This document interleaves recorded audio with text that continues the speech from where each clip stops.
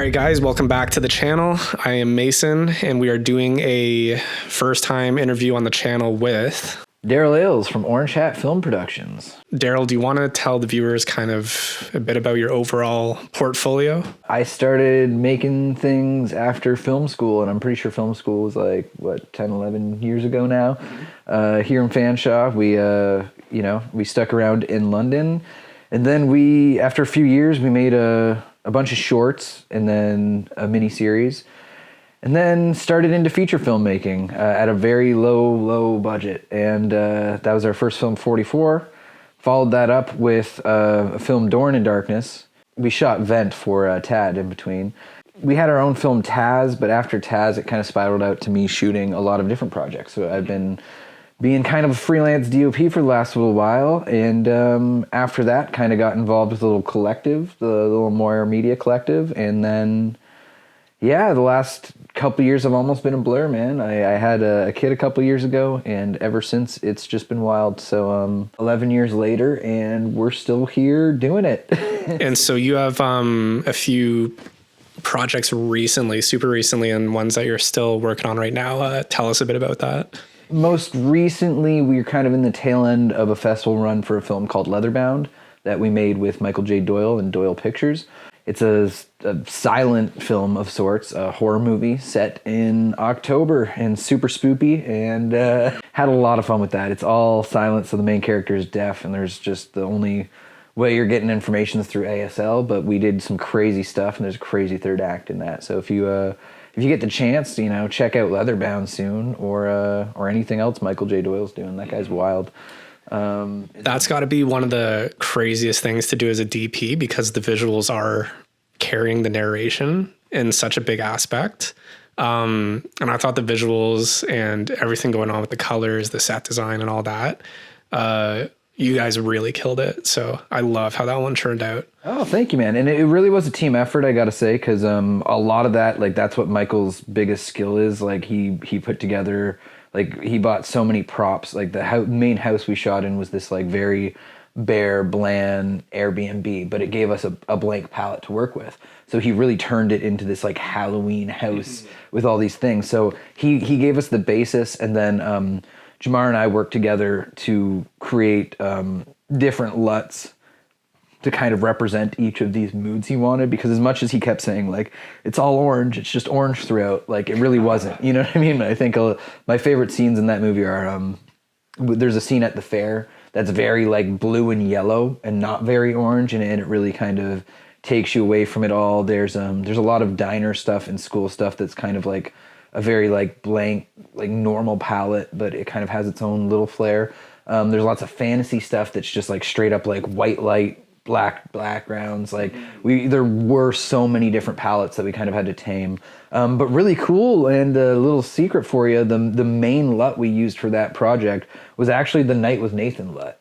But whereas with Night with Nathan, we were kind of turning it down a touch in post, we were turning it up a bit in Leatherbound. So yeah, it was crazy that worked for both productions.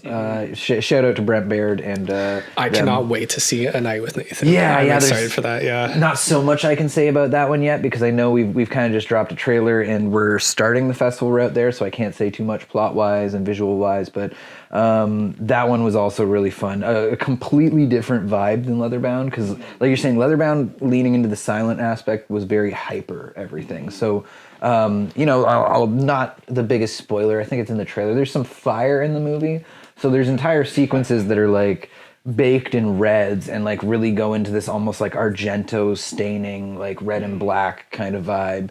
And yeah, so having fun with all of those palettes was really the magic of Leatherbound DOPing it. But like I said, that's only because I had such great production value working on set, and I had such a great colorist in Jamara Forbes, my colorist and spouse, and mother of my child. Who also works at Orange Hat with you this whole time, right? Yep, two-thirds of Orange. And for a long time, it was just me and Jamara at Orange Hat. We recently kind of absorbed Tad in after many years of him kind of being, he's always been a part of Orange Hat, but he's finally accepted it. You know what I mean? But yeah, no, Jamara is key to everything, man. I hope she comes on one time and Absolutely, yeah. can do herself justice. But no, like that when we got some praise like that at Shockstock specifically about it all, and I kind of said the exact same thing. It's like without these things, it doesn't work. And yeah, like my secret sauce really it's simple. I just like shooting with a LUT. So a lot of the times there's just like 3 or 4 scenes we kind of had to figure out after the fact, but everything else it's like I have the LUT, I'm shooting with the LUT. So in post it's just actual correction, not grading. Mm-hmm. And I feel like that just that helps in those scenarios when a director wants so many big things, you know what I mean? So that Leatherbound is doing pretty well in festivals right now. Yeah. Can you give us kind of a brief look at how long the production was and kind of what that whole experience was like? He storyboarded everything, man. Like his storyboards are like a graphic novel because like not just is it the shot list, he storyboarded the edit. So if it was like cutting between a conversation, he would keep drawing the same boards.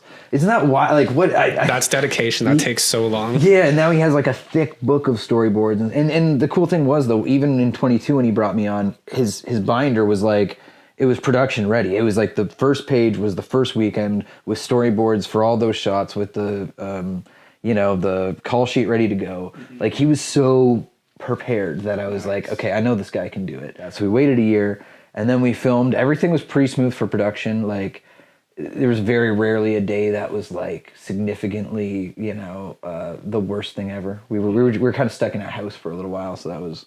How many days were you shooting in the house roughly? Oh man, I think it was like 2 or 3 weekends. Maybe it was like a month we did in the house or something like that.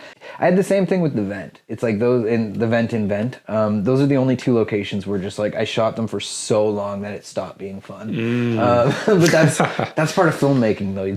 That's the duty of it all, especially at low budget when you want to do everything in one location. Mm-hmm. Quick shout out to Vent. I love that one. I love how it's so contained. Oh my God.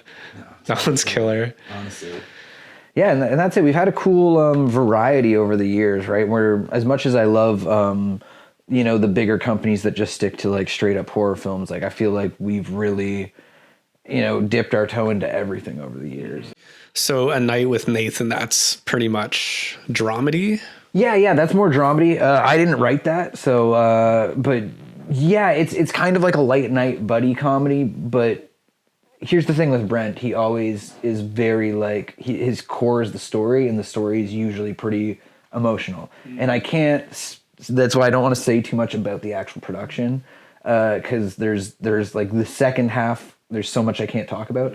But no, he's that kind of filmmaker. We're like, while it may just look like a super bad kind of thing from the trailer, there's a lot more going on under the surface, and it's a lot more about the core of male friendship, and not just like it's more of like an "I love you, man" kind of movie where like it taps into some deeper. You are editing that one as well. Yeah, I edited it and I shot it. It was kind of one of those things where I had just been editing a lot of projects at the time and had the system and. A whole feature film, all of that footage in that format. Do you know roughly how big the whole file size was for all of that? See, I want to say we got like 4 terabyte drives, and we usually do about 2 terabytes over the course of a feature. And yeah, it's not crazy, man. Like there's the odd thing, like Painkiller, one of our shorts was wild and shot almost a terabyte for a short. So that was one of the few, but he wanted like, he was down from Arkansas. Shout out to Stevie B. B-movie magic. Yeah. American filmmaker came in for his short Painkiller, which is a pretty crazy thing to do for a short film. Do it all in a different country. In 3 days. Unreal. So tying into really One Night in Lethargia. Yeah, that was. Yeah. Tell us a bit about One Night in Lethargia and maybe kind of break down what Painkiller was like. Because that sounds like a pretty extensive one. Yeah. I'll go into a bit. I feel like everybody else might end up coming on here except for Steve. So I'll talk a bit on his behalf. That's a great transition. Before you do that though, you shot all of them though, right? Yeah, dude. So that's an even better transition from everything we were just talking about. Because this is in the heart of what I'm talking about of like feeling like a very freelance cinematographer for this time. Because in a span of a year, I shot the pilot for Raising the Bar, Leatherbound, One Night in Lethargia, and Night with Nathan. And that was like, it was too much, dude, but it was also fun. It was so many different styles and palettes. So the final one night kind of encompassed all of it a little bit. It started early and it ended late. And yeah, so shooting all of the shorts, I wanted to give them all a different feel. And they also all have a different aspect ratio too, for the most part. I think maybe the wraparounds is the same as something, but regardless of that, yeah, no, dude, I really enjoyed having a different palette for each, but even like just in Painkiller, he wanted like so much from that production. It's a story of a boxer or an ex-boxer who's now like a gambler who's in debt to some Nazis and kind of gets set up for a job he kind of can't complete because of his skin color. And yeah, it's kind of how he handles it all. And you know, it's a bloody mess of a film. It's it's wild and it's gritty. But he got a lot of talent on it, man. We got Skeeta Jenkins down, who was in one of the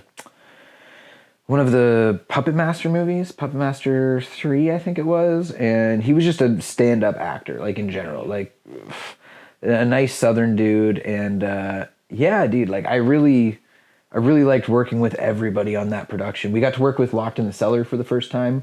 How many shorts were there in one night in Lethargia? So there's 5 shorts and then the wraparounds that kind of intertwine and conjoin them all together. And yeah, so I mean, just as like you said, I shot all of them, so I was the cinematographer. And then to name them all, I won't go into all of them in too much detail. We had Lucky 8, which was done by Tad Brock. We had Dead Frog, which was done by Aaron Kramers. We had Froze, done by Derek Hill.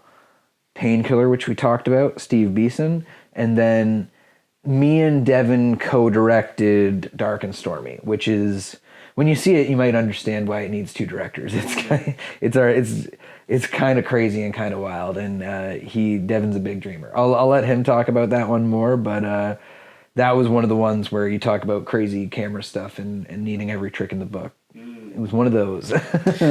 Which of them was the easiest shoot? Easiest. So Painkiller was really difficult in a lot of ways, and in the wake of that, we were shooting Dead Frog.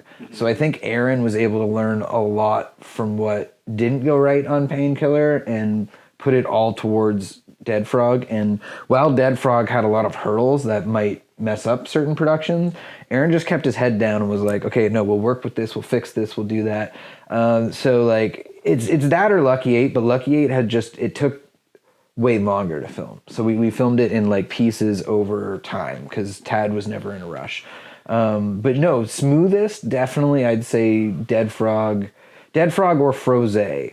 Froze was also the same kind of thing where we just wanted to do it in a weekend, and we had some people come up from America, and you know, casting on that was actually pretty last minute, but everything just fell into place. And yeah, the only thing that wasn't so smooth is we had to film out in the elements, in the cold, in like really freezing weather. Oh man, it wasn't even a full night. It was probably only like 3 or 4 hours, but that's like way too long when it gets like -5, -6. You're like literally just filming something, running in the car so the camera doesn't like completely acclimatize, because if you let it freeze and then bring it in, it'll screw up. But if it's like only a couple minutes, right, it won't get too moist or anything like that. So we're just shooting in literal chunks. And it worked better for the actors, so nobody's out there for so long. Mm-hmm. I've seen, I think, the rough cuts of all of them at this point. Probably, yeah. Yeah, Froze, I really like the vibe of that one, especially. That one, I think just because it was done so long ago, it kind of falls under the other ones, just in terms of what I remember, just because it was so simplistic. Yeah. And all done in black and white. Yeah. Yeah. We did the Tarantino, or the Sin City thing a little bit, where we had some selective colors be like, right, like the Froze drink at the very beginning. We're trying to make it so that it's just the drink that's. Oh, we didn't even touch on that. Quickly, tell the viewer about like the drink idea. Yeah, so that's kind of the framing device of everything. So I made the wraparounds, and it's kind of like everybody shows up at a bar, and the guy who owns the bar is like, oh, come in, like finish the night for me, to a new bartender, and he doesn't really kind of get why the bartender the owner just rushes out. and the bartender slowly realizes that all of the debit machines have gone down. If you guys remember, there was like a point like a couple years ago in the summer where debit just didn't work for like 2 days. And I was like, okay, what if it's like that kind of time? So the debit machines don't work, so they can't pay for any drinks. But he realizes that like, oh, well, you know, everybody can have one last drink on the house because screw this guy. And some of the patrons are like, well, it doesn't feel right to not pay for a drink. So they exchange stories. And because it's like the olden ways of, you know, back in medieval times, they'd exchange stories for drinks when they couldn't pay, right? So it's hearkening to that. And so each story is actually named after a different drink. So yeah, so Lucky 8, Painkiller, Dead Frog, Dark and Stormy, these are all, you know, drinks. And then, and each wraparound is kind of just like the patrons exchanging these stories.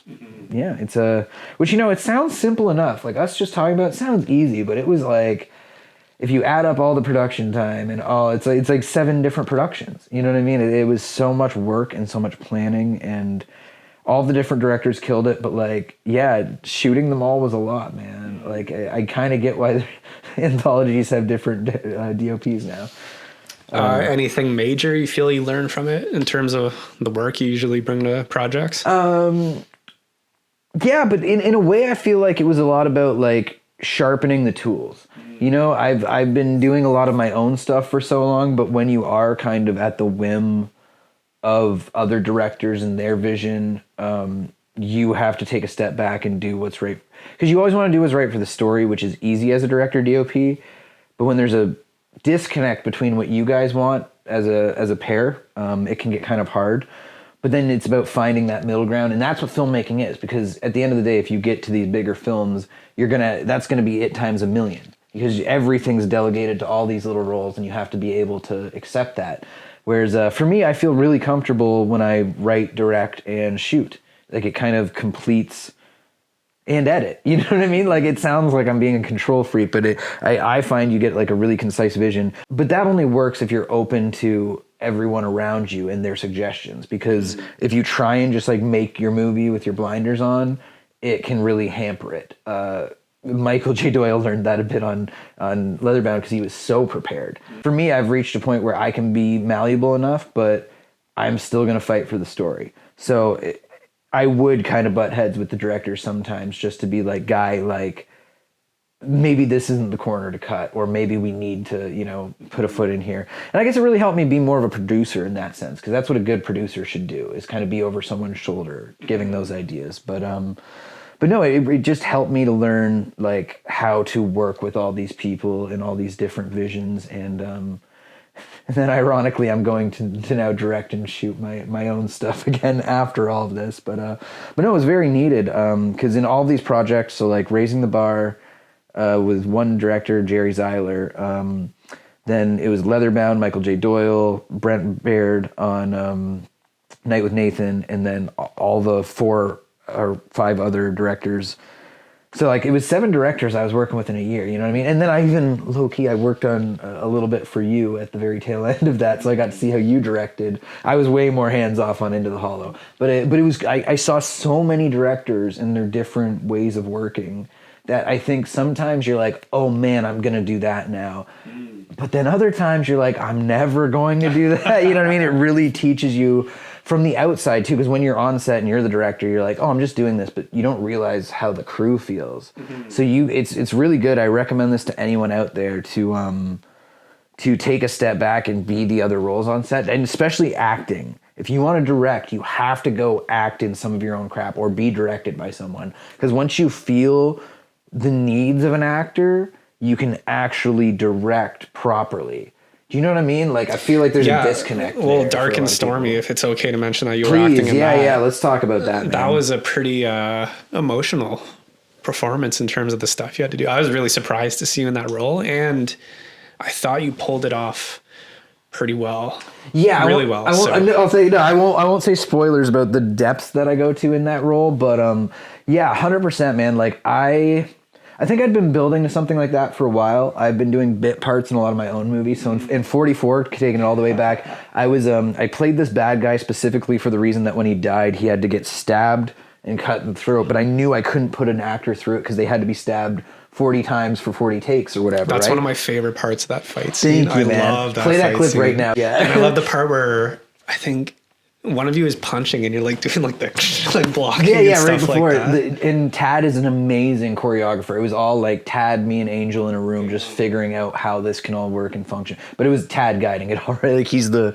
mastermind behind all these fights. There's a great one in Taz too, a oneer of sorts that we do. But yeah, no. So I've been little roles in all of my movies. I think I play 2 roles in Taz. Because I'm one of the cannibals and I'm the executive. Taz, like I know that one's kind of not in the public realm yet. I love that one. Super impressed by it. Let's say it. It's about to be. We're about to drop it on YouTube for the people. We've reached a point with it where like we know, and we might even still put it on streaming in other places because we tend to just put our YouTube releases only on YouTube. So I'm fine with that, but yeah, here's some GAIA wave, a first for all of you guys. But yeah, we're gonna be dropping that on YouTube for the people to see because honestly, even in the last few bits, especially at Shockstock, it was like people just want to see it. Like they love what Orange Hat's doing. They just want to see the most recent thing to get them hyped for performance because. I mean, a little bit of a spoiler, Door in the Darkness, Taz, and Performance form a trilogy for me. So it's subtle, but it's 100% there. So I need to kind of, wrap this all out properly and do it right. But to do that, so I just want to, I want to have Taz out there for the people. And honestly, we put it up for a week for, I believe it was like Canadian Film Day last year. So for a week we put it up on YouTube, whatever, everybody could watch it. And it did like over 1,000 views. And I wasn't expecting that because our stuff doesn't really get pushed at all. I think that one is, in terms of what I've seen from you, like the Orange Hat features, that one would be like a sleeper hit because I love the juxtaposition between what happens in the movie.